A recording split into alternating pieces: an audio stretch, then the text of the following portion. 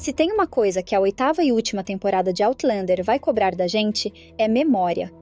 E quase tudo o que importa nesse acerto de contas final começa na primeira temporada. Claire chega a 1743 por acidente após tocar em Craig na Dun, um círculo de pedras que antigas tradições celtas atribuíam a um portal místico para além-mundo.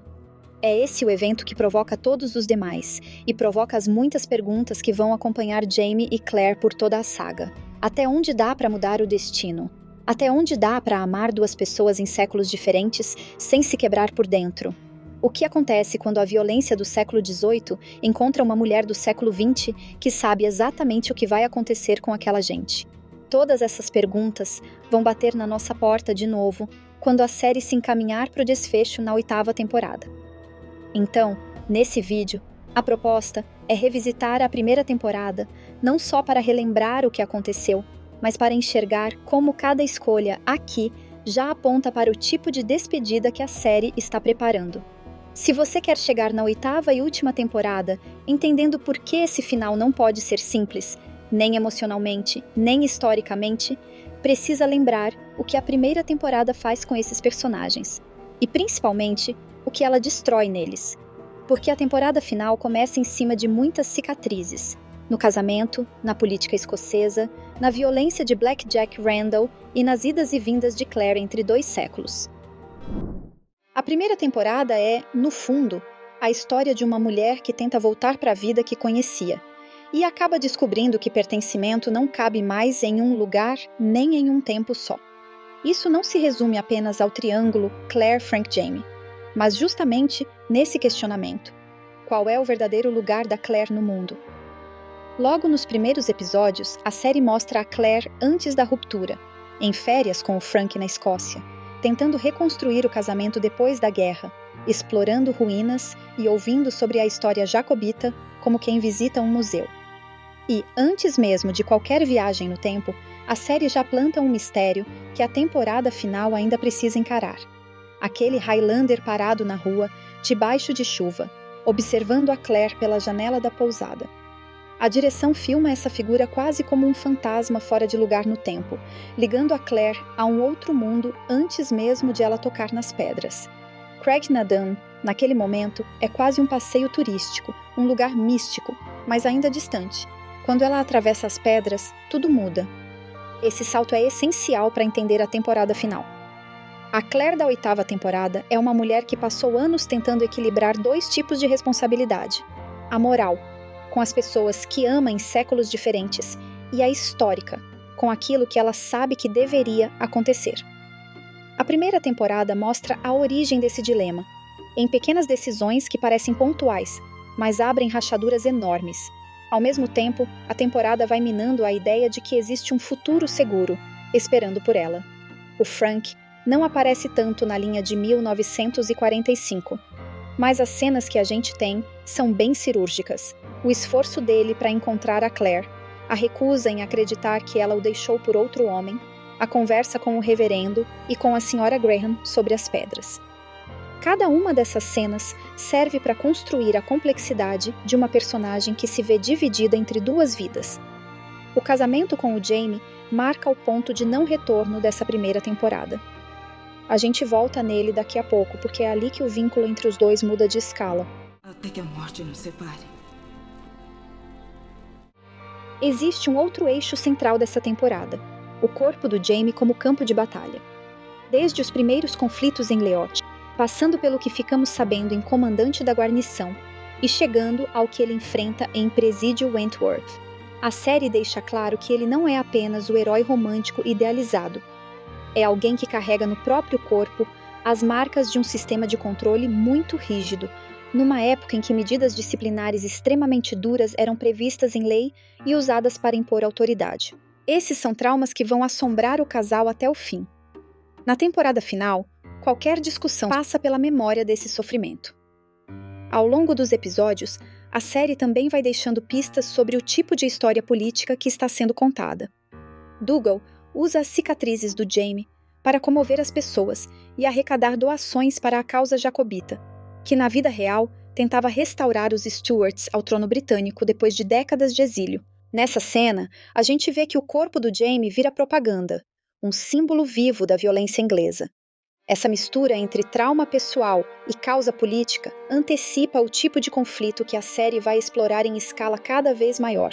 Como é que se vive uma vida íntima sob a sombra de grandes eventos históricos? Dá para ser só família quando o mundo está em guerra?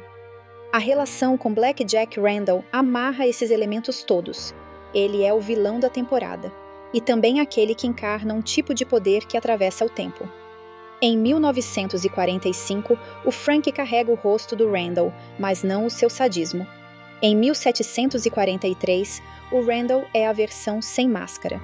Violência legalizada, desejo distorcido e um prazer doentio em destruir o outro.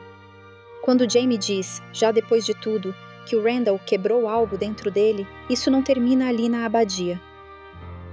A primeira temporada também apresenta, de forma ainda embrionária, o problema da interferência histórica. Claire tenta avisar sobre Culloden, a batalha real de 1746 que dizimou o sistema de clãs nas Terras Altas. Claire tenta segurar o Dougal, tenta negociar com o tempo como se fosse possível controlar tudo. Por enquanto, parece que ela ainda tem margem de manobra. É só uma guerra que ainda não começou. Só um levante que ela sabe que vai dar errado. Mas ao revisitar esses episódios pensando no fim da série, dá pra ver como Outlander está montando o terreno para um confronto inevitável. E vale lembrar, na história real, esse levante fracassou e selou o fim da esperança jacobita. Por isso, quando a primeira temporada termina com Jamie e Claire fugindo da Escócia rumo à França, logo depois de ela revelar que está grávida, temos um ponto de virada que conversa diretamente com a temporada final. A partir dali, as batalhas que eles assumem passam a girar cada vez mais em torno da família e da proteção de um conhecimento histórico capaz de condenar ou salvar muita gente. Vista à luz da 8ª e última temporada, a primeira temporada revela com mais clareza o eixo central de Outlander. Uma história sobre amor, culpa, trauma e responsabilidade histórica que vão se acumulando até o momento em que já não é possível escapar das consequências. Vamos seguir pela linha dos acontecimentos, mas sempre com um olho em 1743 e outro na temporada final. Não sabia que Inverness era a sede do paganismo contemporâneo. Logo depois da travessia nas pedras, a série faz uma escolha importante.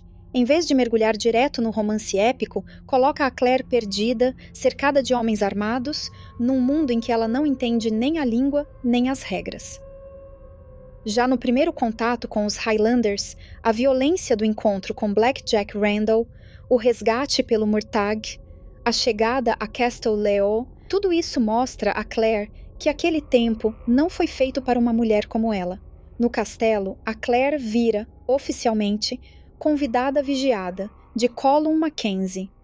Começa a trabalhar como curandeira, examina a doença de Colum, esbarra com a Gaylis Duncan e, sem perceber, se insere na teia de poder da região. Cada cura que ela faz, cada superstição que confronta, como no caso do menino possuído, que na verdade está intoxicado por uma planta. Tudo aqui funciona como uma prévia dos tantos problemas que ela vai enfrentar apenas por usar conhecimento moderno entre pessoas que tanto podem agradecer quanto podem queimá-la viva. Na Escócia da primeira metade do século XVIII, ainda era muito comum associar doença a castigo divino, mal olhado ou demônio. Mesmo a medicina oficial recorria a sangrias, purgantes e práticas, que hoje a gente sabe que podiam piorar o quadro. A Claire chega com experiência médica moderna, de hospital de guerra, e isso cria uma tensão permanente entre o que ela sabe e o que o século acredita. Enquanto isso, Jamie vai sendo desenhado como alguém bem diferente do herói romântico idealizado. Ele é fugitivo, tem um preço pela cabeça e já passou por prisão, fuga e uma punição oficial levada ao limite.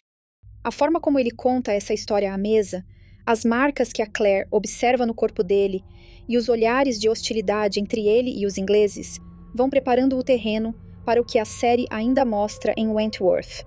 No exército britânico do período, penalidades públicas severas faziam parte da disciplina militar, e algumas chegavam perto de uma sentença de morte.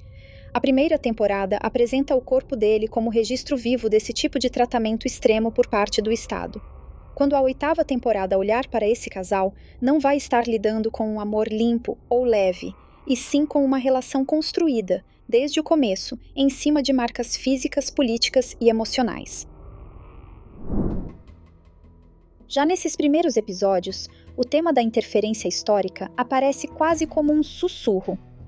A Claire percebe quem é o ancestral do Frank, escuta sobre a rebelião de 1745 e a derrota em Culloden, vê o Dougal recolhendo rendas e convertendo parte desse dinheiro em apoio para a causa jacobita. Os jacobitas defendiam a volta da dinastia Stuart ao trono britânico, e Culloden, em 1746, vai terminar com uma derrota que praticamente desmonta o sistema de clãs das Highlands. Depois da batalha, a coroa britânica reage com leis que proíbem o uso do tartan, desarmam os clãs e atacam diretamente a cultura e a organização das famílias escocesas. A Claire não conhece cada decreto, mas sabe o suficiente para entender que muitos daqueles rostos que ela está tratando hoje vão ser esmagados pelo que vem pela frente. É por isso que essa parte da temporada funciona quase como um aviso. Ela está vendo um trem seguir em direção a um desastre anunciado. E a pergunta, que a primeira temporada só começa a formular e a 8ª vai jogar de volta na nossa cara, é bem direta. O que você faz quando sabe que as pessoas à sua volta estão caminhando para uma tragédia histórica? Você é uma feiticeira. Uma religiosa? Tudo ganha outra escala quando a Claire é obrigada a casar com o Jaime para escapar definitivamente das garras de Blackjack Randall. A solução é jurídica, política e prática ao mesmo tempo. Como esposa de um escocês, protegida por um clã, ela passa a estar sob a autoridade de Colum e Dougal, o que dificulta, na lógica daquele tempo, que um oficial inglês simplesmente a capture de novo. A forma como o episódio do casamento é construído já indica o que a série quer que a gente perceba. O vestido comprado num bordel, o kilt Fraser emprestado, as condições que o Jaime impõe, igreja, padre, anel, vestido. Tudo isso transforma um casamento imposto em algo mais ritualizado, quase um gesto de afirmação. A cena na igreja, com o juramento em gaélico, "Tu és o sangue do meu sangue", e o laço de sangue amarrando os pulsos dos dois funciona como pacto de vida inteira, não só como formalidade para enganar os ingleses. A 8ª temporada vai ter que tratar esse momento com coerência, porque é ali que o vínculo entre eles assume a forma de promessa que atravessa décadas. Ao mesmo tempo, a série não deixa o passado recente da Claire desaparecer. Vemos os flashes do casamento civil com o Frank em 1945, o registro no cartório, o anel dourado simples. Na noite de núpcias, ela tira esse anel e depois, já casada com o Jaime, recupera a aliança e passa a usar os 2 anéis, um em cada mão. Visualmente, Outlander está fazendo um comentário direto.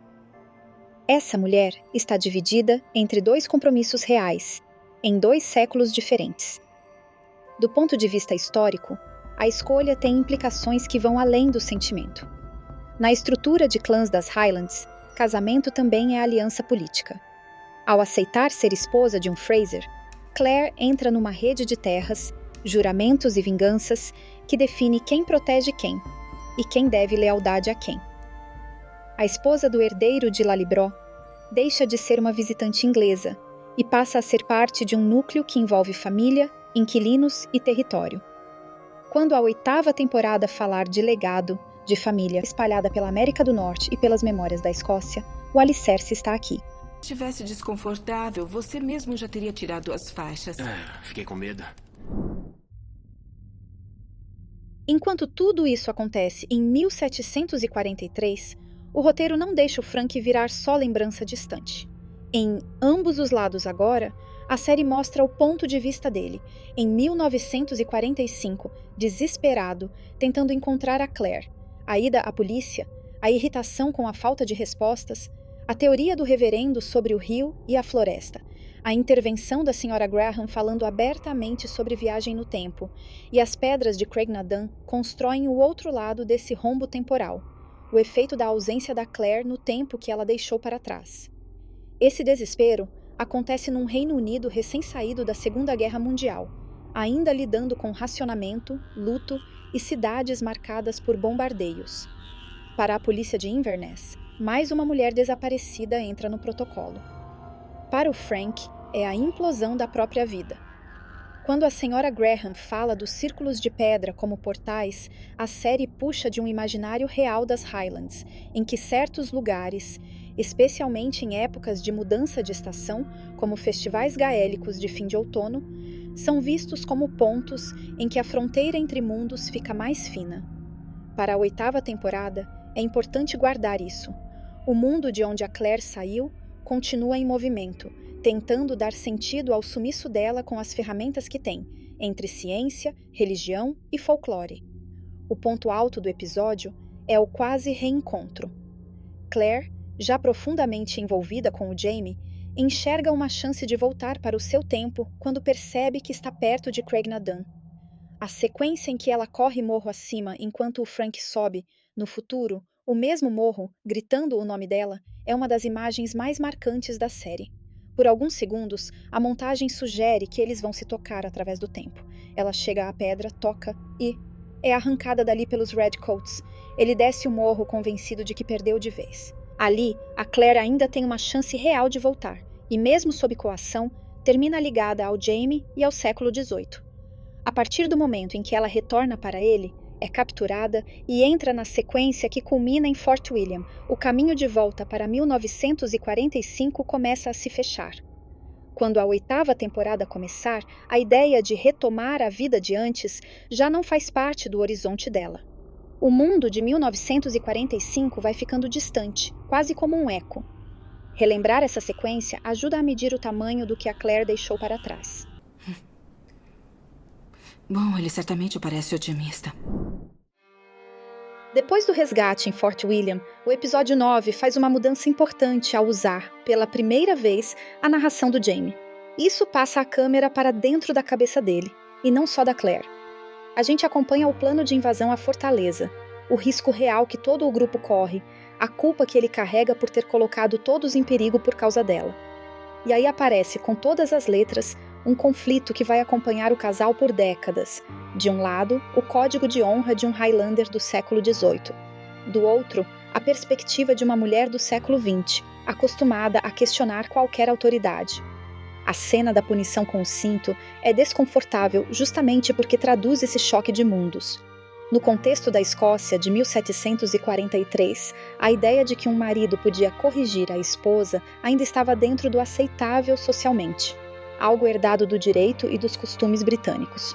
Para a Claire, enfermeira de guerra do século XX, aquilo é violência doméstica sem discussão. Quando ela confronta o Jamie depois, exige que ele prometa nunca mais encostar nela daquela forma. E ele se ajoelha, pede perdão e faz esse juramento. A série registra um acordo que vai pesar lá na frente. Se eles querem continuar juntos, vão ter que reescrever, na prática, o que é permitido dentro desse casamento. No Castelo Leó, a política interna ferve. Colum descobre que o Dougal está usando o nome dos Mackenzie para levantar dinheiro para a causa jacobita. Aqui, a série encosta na história real. Os levantes jacobitas precisavam de ouro, armas e alianças para tentar recolocar a casa Stuart no trono britânico, e muitos chefes de clã se viam divididos entre manter a estabilidade local ou apostar tudo numa revolta de alto risco. Colum representa o líder que pensa na sobrevivência do clã como um todo. Dougal, o guerreiro carismático que se deixa levar pelo entusiasmo político. Esse atrito resume, em miniatura, as divisões que vão atravessar a Escócia e culminar em Culloden, e que a temporada final provavelmente vai retomar quando olhar para as consequências de décadas dessas escolhas. No meio desse tabuleiro, a trama menor de Leary ajuda a preparar o terreno emocional. Rejeitada pelo Jamie, ela coloca um feitiço de mau agouro debaixo da cama da Claire. Esse feitiço que aparece na série é inspirado em práticas de maldição do folclore escocês, em que objetos eram escondidos para atrair desgraça ou doença a alguém. A cena mostra como parte da comunidade passa a enxergar a Claire como intrusa e ameaça, e ainda liga dois fios importantes para o que vem depois: a associação dela com coisas pagãs, e a confirmação de que Leary é capaz de ir longe por rancor. Tudo isso volta com força no julgamento por bruxaria mais adiante na temporada.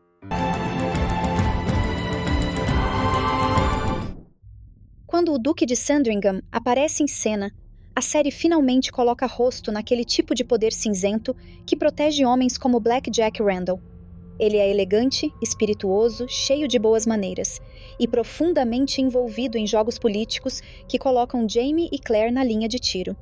Jaime aposta na ajuda dele para se livrar da acusação de assassinato, enquanto a Claire traz, do futuro, a informação de que esse homem é ao mesmo tempo simpatizante jacobita e protetor de um oficial inglês violento. No contexto do século XVIII, isso é dinamite. Apoiar, mesmo nos bastidores, a causa jacobita podia ser visto como traição à coroa, e por isso, figuras como Sandringham valem ouro, e são perigosas para quem tenta usá-las. A tentativa da Claire de chantageá-lo com esse conhecimento histórico, sugerindo que pode expô-lo como aliado dos jacobitas, é um ótimo exemplo de como usar informação do futuro pode sair caro. Ela até acerta o ponto fraco, mas não enxerga todas as camadas de poder por trás daquele homem, que tem recursos, aliados e imunidades que ela não tem. Pensando na temporada final, isso funciona como alerta. Conhecer o que vai acontecer não significa automaticamente conseguir controlar o tabuleiro político. Em paralelo, o arco da Gaylis Duncan vai ficando mais denso. A gravidez secreta com Dougal, o envenenamento de Arthur Duncan com cianeto, a dança nua no bosque em um ritual que lembra exatamente o que a Claire viu em Craig na Dun. Tudo isso alimenta a suspeita de que há algo de anacrônico nela. Mais tarde fica claro, Gaylis também é viajante no tempo. Ela funciona como um espelho distorcido da Claire, outra mulher deslocada, mas que escolhe interferir na história de forma muito mais agressiva, sem a mesma preocupação ética. O julgamento por bruxaria leva essa tensão ao limite. Claire e Gaylis são levadas algemadas, acusadas de envenenar, de seduzir homens, de desafiar a ordem natural. A cena dialoga com um histórico bem concreto. A Escócia viveu milhares de julgamentos de bruxaria entre os séculos XVI e XVII, sob o Witchcraft Act de 1563, com execuções que só começaram a rarear depois de 1700. O último julgamento registrado é de 1727, e a lei que criminalizava a bruxaria foi revogada em 1736. Na época em que a série se passa, os grandes processos oficiais já tinham acabado, mas a lembrança da caça às bruxas ainda era recente. Saberes femininos ligados a ervas, cura e parto continuavam a ser vistos com desconfiança, e parteiras e curandeiras seguiam sendo alvo fácil de acusação. Qualquer mulher que escapasse do papel esperado podia ser empurrada para o rótulo de feiticeira.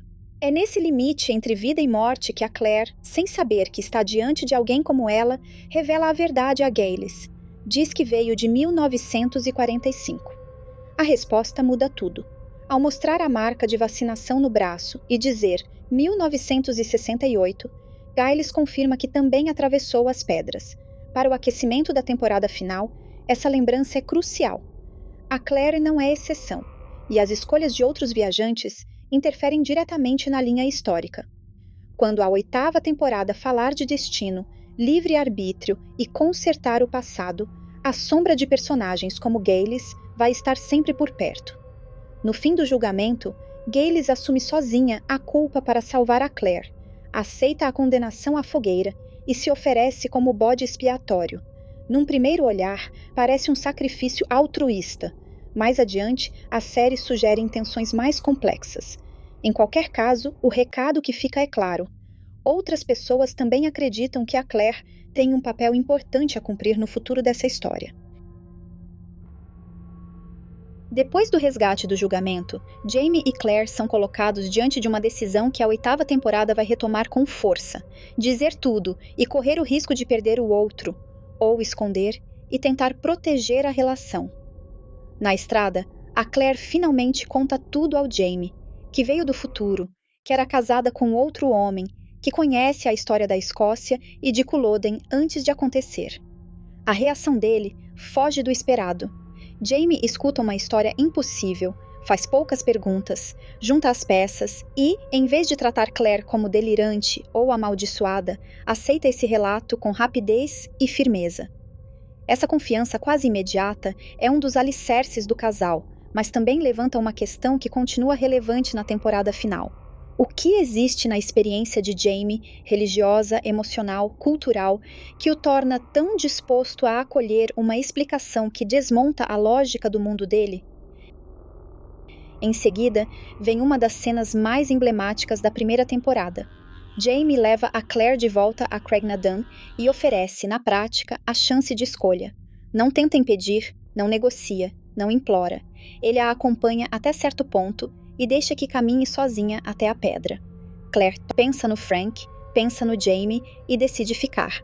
A partir daí, ela deixa de ser empurrada pelos acontecimentos e assume conscientemente que o século XVIII é o tempo em que escolhe viver, e muito provavelmente morrer. Quando os dois seguem para Lalibró, o tom muda. Saímos da lógica de clã em Castelo Leó e entramos no espaço da família Fraser. Jenny, Ian, Wee Jamie, o túmulo de Brian Fraser. Lalibró não é só cenário, representa o sistema de clãs das Highlands, em que o Laird é responsável por terras, arrendatários, colheitas e proteção. É nesse contexto que Claire experimenta, pela primeira vez, algo próximo de uma vida doméstica estável. Ela ajuda na casa, participa da coleta de rendas, interfere na situação de Rebbe McNabb, que sofre com os maus tratos do próprio pai. De repente, fica claro que o conflito deles não é só com ingleses e redcoats, mas também com as exigências diárias de administrar uma comunidade. A temporada não romantiza esse retorno. Jamie erra na forma de cobrar as rendas, subestima a gravidade do caso de Rebbe, se embriaga, tenta performar um Laird seguro de si quando ainda está tateando esse papel. Jenny confronta. Lembra que foi ela quem segurou Lalibró de pé enquanto ele estava preso. Recusa ser empurrada para fora das decisões. Essas falhas importam porque mostram que, mesmo longe dos exércitos ingleses, existem tensões, ressentimentos e disputas dentro da própria família. Quando a 8ª temporada estiver lidando com herdeiros, terras e lealdades divididas na América do Norte, as raízes desse tipo de conflito já estão plantadas aqui. A reconciliação entre Jamie e Jenny, diante do túmulo do pai, marca um início de reparação, ainda que incompleta. Jenny admite que passou anos acreditando que, de algum modo, poderia ter evitado tudo o que Randall desencadeou. Jamie insiste que a responsabilidade é do oficial inglês, não da irmã que o enfrentou, nem do filho que sofreu nas mãos dele. Esse deslocamento da culpa, tirando o peso de quem sobreviveu e devolvendo a quem causou o dano, é fundamental para o que vem a seguir. A série prepara o terreno emocional para os episódios mais pesados da temporada e para uma temporada final que vai precisar lidar com décadas de lembranças difíceis acumuladas. Acho que abusei ligeiramente. Aparece em Lalibró um grupo de mercenários conhecido como a Vigilância, uma patrulha armada paga para proteger as terras. É o lembrete de que, mesmo com lareira acesa e ceia em família, o mundo ao redor continua em clima de conflito. A vigilância funciona como uma espécie de segurança particular das Highlands. Eles mantêm afastados ingleses e salteadores, desde que recebam a parte deles. Essa lógica de proteção em troca de pagamento dialoga com práticas reais da Escócia do século XVIII, em que bandos armados cobravam para garantir a segurança de fazendas isoladas. Jamie detesta a ideia de sustentar uma meia-milícia, mas o Ian lembra que naquela realidade isso é o mais próximo de um exército que os pequenos proprietários têm. A tensão sobe quando Horrocks, o desertor do exército inglês que poderia inocentar Jamie, reaparece, agora como integrante da vigilância. Num contexto em que abandonar os Redcoats era considerado uma falta gravíssima, muitos fugitivos se escondiam justamente em áreas sob influência de clãs, fora do controle direto da coroa. Horrocks aproveita esse limbo para pressionar Jamie. Ameaça revelar a verdadeira identidade dele em troca de mais dinheiro. Jamie, encurralado, tenta negociar, mas é o Ian que assume o controle da situação e resolve o impasse com Horrocks ali mesmo. A partir desse momento, não é apenas o Jamie que vive com o peso das decisões difíceis. O Ian também passa a dividir essa carga para proteger a família. Ao mesmo tempo, Jane entra em trabalho de parto e Claire assume a condução de um nascimento especialmente complicado. Em pleno século XVIII, parto era um dos momentos de maior risco para mães e bebês, num cenário de alta mortalidade e quase nenhuma condição de higiene. Claire precisa adaptar o conhecimento médico moderno a um ambiente sem anestesia, sem instrumentos adequados, confiando em técnicas de parteiras locais e no que consegue improvisar. Ela lida com a dor e o medo da cunhada, enquanto tenta conter a própria angústia, sabendo que Jamie partiu com a vigilância para uma emboscada que tem tudo para terminar mal. A montagem, alternando o esforço da Jenny para trazer uma vida ao mundo e o perigo crescente no campo, antecipa um padrão que a 8ª temporada vai repetir: nascimento e morte acontecendo em paralelo, em lugares diferentes, enquanto o casal principal é separado por conflitos que extrapolam a vontade deles. O desfecho é duro, a vigilância é traída, e Jamie cai de novo nas mãos dos ingleses. A rotina em Lallybro, que parecia finalmente apontar para alguma estabilidade, volta a ser atravessada pela falta. Claire fica diante de um vazio concreto. A casa cheia, mas o marido desaparecido. E é a partir daí que começa a sequência de acontecimentos que vai marcar o casal para sempre. O episódio 14, chamado A Busca, coloca a Claire no modo mais ativo. Ao saber que Jamie foi capturado, ela não espera ordens de ninguém. Parte com a Jenny atrás do comboio inglês, usa técnicas de rastreamento que aprendeu observando os homens, participa de emboscadas e permite que a própria Jenny torture um soldado para arrancar informações. É a mesma enfermeira de guerra que a gente viu no front, agora aplicando aquela frieza treinada em um cenário rural escocês do século XVIII. Quando Jenny precisa voltar para cuidar do bebê, Claire segue com Murtagh numa estratégia que, à primeira vista, soa quase absurda: transformar a busca por Jamie em espetáculo ambulante. Ela vira a La Dame Blanche, canta e dança em tavernas usando a melodia de Boogie Woogie Bugle Boy, hit das Andrews Sisters na Segunda Guerra, encaixada com uma letra obscena da tradição escocesa, The Reels o' Bogie, associada ao círculo do poeta Robert Burns no final do século XVIII. Para nós, é um lembrete claro de que a Claire está sempre com um pé no futuro, usando referências anacrônicas como ferramenta numa tentativa desesperada de torcer o destino. Quando finalmente chega uma resposta, não é de Jamie, mas de Dougal. Ele traz a notícia de que Jamie foi condenado e está no presídio Wentworth, e no mesmo fôlego apresenta uma proposta indigesta.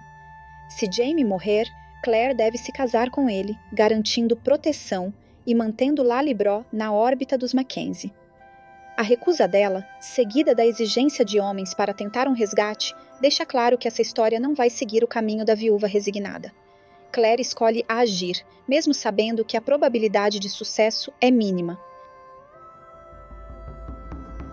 O episódio seguinte, chamado Presídio Wentworth, é aquele. Aqui, a série cruza uma linha que poucas produções de TV tinham cruzado até então. É o ponto mais extremo da temporada. Jamie é levado para a sentença, mas é tirado da fila no último instante por Blackjack Randall, só para descobrir que a sobrevivência vem com um preço alto demais. O capitão propõe um acordo em que Jamie precisa se submeter por completo em troca da segurança de Claire. Essa sequência de cenas deixou o público perplexo, revelou o lado mais sombrio desse vilão e deixou marcas profundas que a série vai carregar por muito tempo. Esse é o momento em que a série Outlander mostra a que veio. A série não ameniza o que vem depois, mostra as consequências físicas e emocionais de tudo o que Jamie enfrenta, sem qualquer glamorização. Na época em que o episódio foi ao ar, ver um protagonista masculino passar por esse tipo de abuso, tratado com tanta dureza, ainda era raro na TV. Outlander se afasta do romance confortável e assume de vez o lugar de drama histórico, disposto a encarar as partes mais sombrias daquele contexto. Essa escolha em Wentworth é uma das mais importantes da temporada, e da série inteira. A 8ª temporada vai ser atravessada por uma pergunta que nasce aqui. O que significa viver décadas carregando a lembrança de ter colocado o próprio bem-estar físico e emocional em risco máximo para proteger outra pessoa? Jamie aceita pagar esse preço para que Claire sobreviva. Isso não desaparece com o tempo. Quando a gente reencontrar o casal na reta final, esse episódio continua funcionando como uma cicatriz central, visível ou não, em tudo o que veio depois. No episódio 16, Salvando a Alma de um Homem, a história leva Jamie e Claire para um lugar que muda o tom da temporada, a abadia francesa, onde eles encontram refúgio depois do resgate em Wentworth. O plano com o gado, o caos na prisão e a fuga são quase um prólogo para o que realmente importa aqui: o recolhimento num espaço católico em território francês, longe do alcance imediato dos ingleses. Historicamente, monges e casas religiosas na França funcionavam muitas vezes como pontos de apoio para exilados e feridos ligados à causa dos Stuarts, o que encaixa a escolha da abadia dentro do cenário maior das relações franco-escocesas e do apoio francês aos jacobitas. Enquanto trata das feridas físicas, a Claire esbarra num tipo de dano que o século XVIII nem tem vocabulário para nomear. O que hoje chamaríamos de trauma de guerra ou transtorno de estresse pós-traumático aparece ali como fraqueza, pecado, falta de fé. As lembranças fragmentadas do que ele viveu nas mãos de Randall, a confusão entre dor e prazer que ficou grudada na memória, e a marca do prego, atravessando a palma, empurram o Jamie para um lugar em que ele se sente indigno da Claire e da própria vida. A série mostra um homem que não consegue mais se aproximar da esposa, não porque tenha deixado de amá-la, mas porque já não se reconhece depois de tudo o que aconteceu. O movimento da Claire nesse ponto é decisivo para entender o que a 8ª temporada tem pela frente. Em vez de tratar o trauma como algo que passa com o tempo ou pode ser varrido para baixo do tapete, ela decide entrar nesse inferno junto com ele. A sequência em que ela o confronta no estábulo recusa a ideia de deixá-lo morrer aos poucos e assume para si parte daquele peso, quase como se dissesse: se isso te destruir, vai me atingir também. Reforça um pacto que vai muito além do casamento na igreja. Eles passam a ser parceiros também na gestão de uma memória insuportável. Só depois desse mergulho, o roteiro abre espaço para um pequeno respiro. A decisão de sair da Escócia, o plano de ir para a França e tentar agir antes da tragédia de Culloden, o embarque no navio, o mar à frente. Para quem está vendo com os olhos da temporada final, esse antes é carregado. A Batalha de Culloden, em 1746, marcou a derrota definitiva do levante jacobita, a repressão brutal aos clãs das Highlands e o desmonte de um modo de vida escocês. Quando Jamie e Claire escolhem ir para a França, eles se aproximam deliberadamente dos bastidores dessa guerra, dos círculos jacobitas na corte francesa, dos jogos diplomáticos entre França e Grã-Bretanha, na esperança de alterar um destino que a Claire conhece de antemão. No meio dessa decisão política, vem a revelação íntima que fecha a temporada. Claire conta que está grávida. Ou seja, o amor que atravessou tortura, açoites, tentativa de fogueira e enforcamento agora projeta um futuro concreto, uma criança, justamente quando o casal se prepara para entrar na zona mais perigosa da história europeia da época. A partir daí, qualquer escolha deles deixa de afetar só os dois e passa a atingir descendentes, heranças, ramificações familiares que a 8ª temporada vai mostrar em escala muito maior. Para esse reencontro lá na frente, é importante ter claro o que a primeira temporada já consolidou. Jamie e Claire escolhem permanecer juntos mesmo com outro casamento no passado e outro tempo chamando. Assumem que vão interferir em fatos históricos para tentar evitar catástrofes. E firmam um compromisso de não soltar a mão um do outro, nem quando o pior já aconteceu. Essas 3 decisões continuam valendo décadas depois e sustentam tudo o que a 8ª temporada vai colocar em jogo. Vista assim, a primeira temporada deixa de parecer só o começo e passa a funcionar como um conjunto de condições que não podem ser desfeitas. A narrativa já definiu quanta violência esse casal suportou, quanta responsabilidade histórica carregam e até onde estão dispostos a ir para proteger a própria família. A temporada final vai operar em cima desse histórico, sem ter como oferecer um desfecho leve que ignore o caminho até aqui. Os 16 episódios formam, na prática, o laboratório das grandes questões que vão voltar na reta final. Até que ponto é possível mudar o curso da história? Quem paga o preço dessas tentativas? E como se vive, por décadas, carregando cicatrizes físicas e psicológicas? A temporada 8 não começa do nada. Começa exatamente aqui, na abadia francesa onde Jamie e Claire sobrevivem, e assumem que, a partir dali, cada passo adiante vai ter um custo ainda maior. E sei o que vai acontecer com os escoceses. Tem outro fio gigantesco que nasce na primeira temporada e atravessa a série inteira, o jeito como Outlander fala de corpo. Lá no começo, a Claire se afirma como enfermeira de guerra, alguém treinada em triagem, anestesia, desinfecção, amputação. Ela chega a Castelo Leor e leva esse olhar para dentro de um salão em que doença ainda é lida como castigo ou maldição, e em que mal de criança muitas vezes se resolve com reza ou superstição.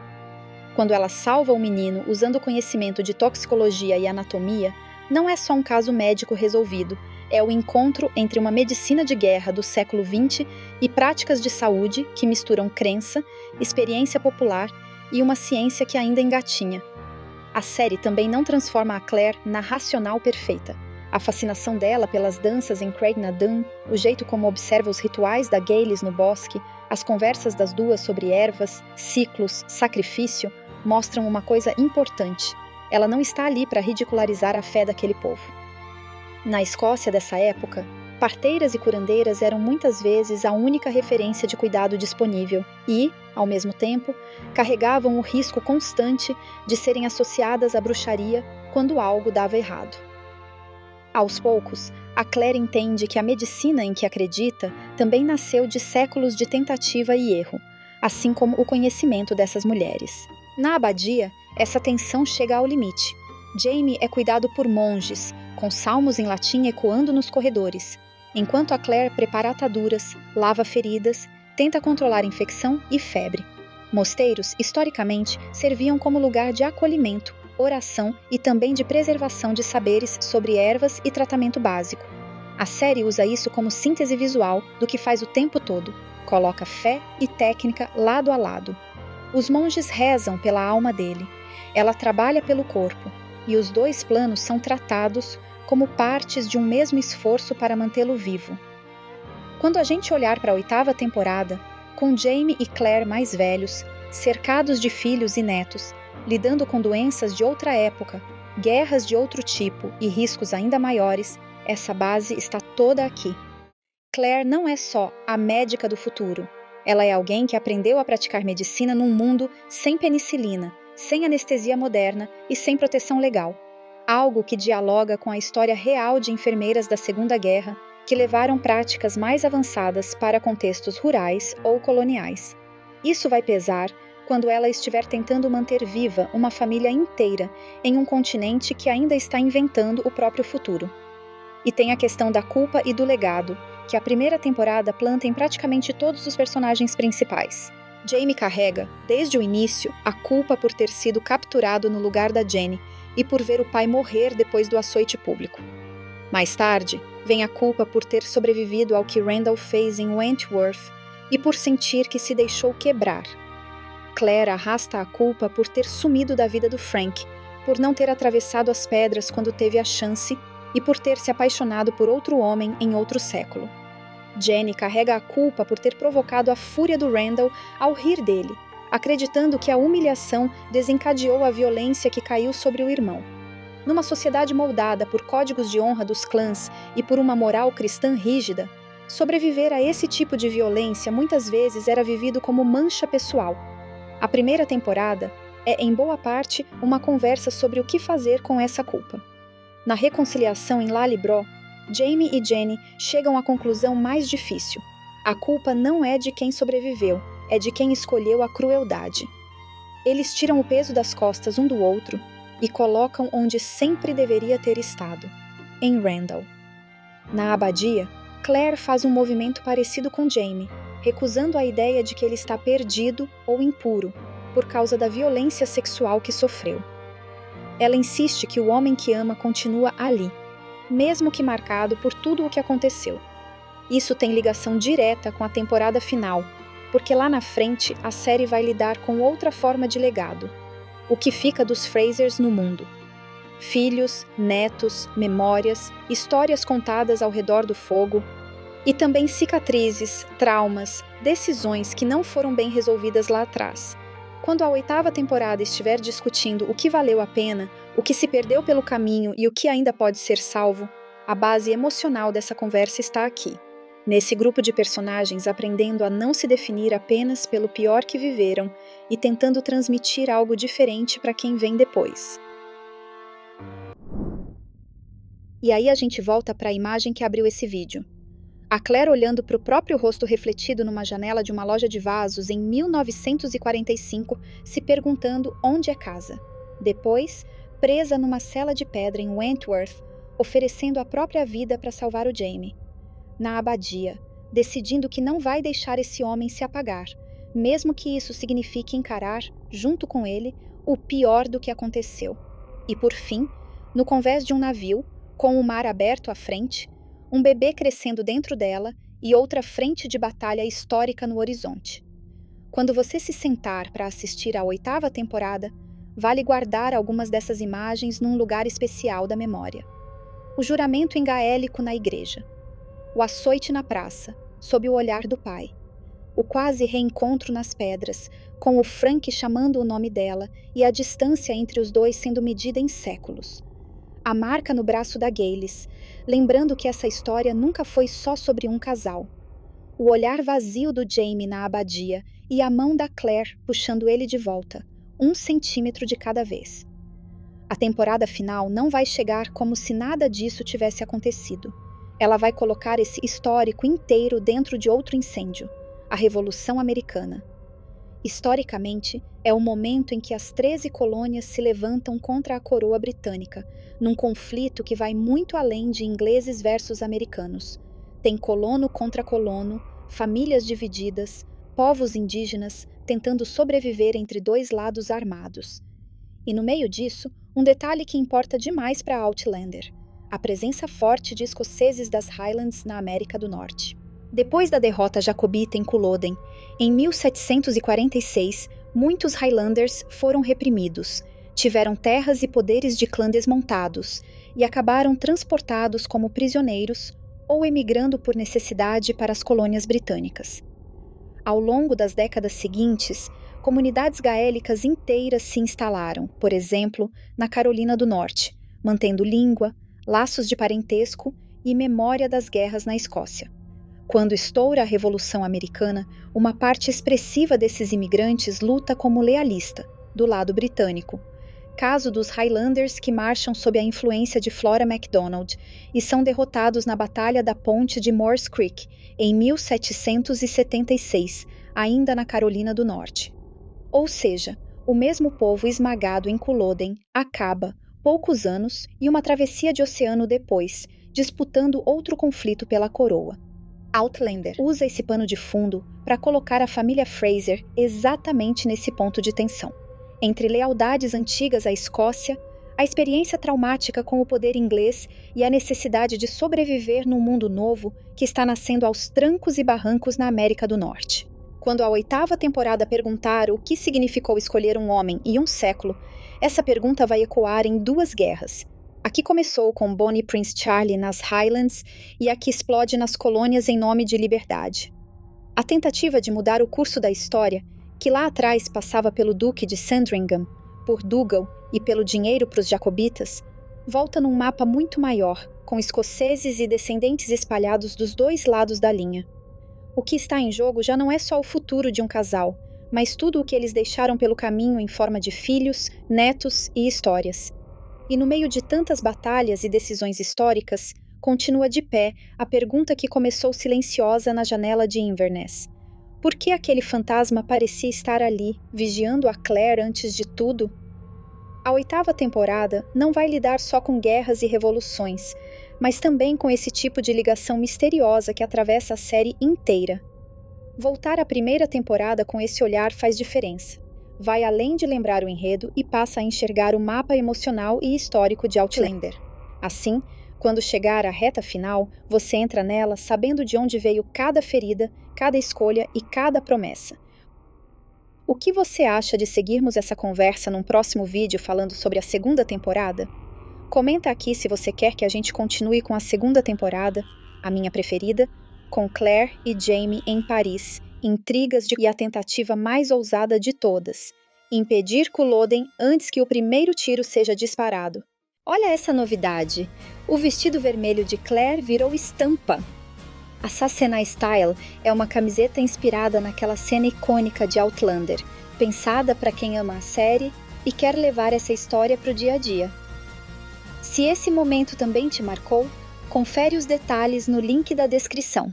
Não esquece de curtir o vídeo e compartilhar com aquela pessoa que é fãzona de série histórica como a gente, está bem? Muito obrigada por assistir. Nos vemos no próximo vídeo sobre essa série histórica.